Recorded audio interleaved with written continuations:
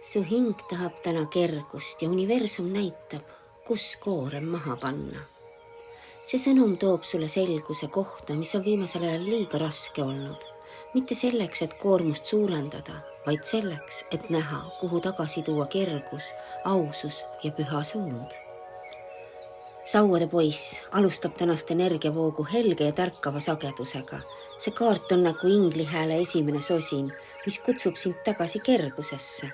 Ta ütleb, vaata sinna, kus sinu sees on tärganud elu. See on su kutse.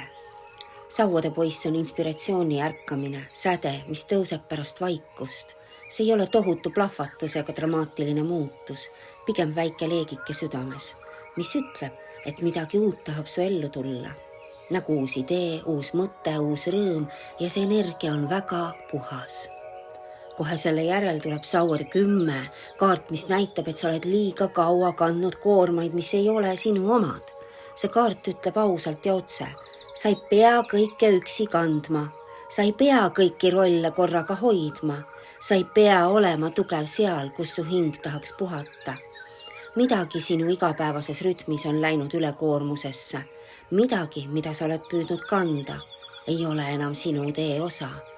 Sauade 10 ei tule sind karistama. Ta tuleb sulle näitama, kus koorem maha panna.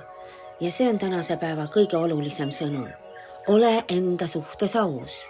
Millise koorma võtsid sina enda kanda lihtsalt sellepärast, et keegi teine ei teinud seda? Millise vastutuse võtsid, sest sa pidid, mitte ei tahtnud?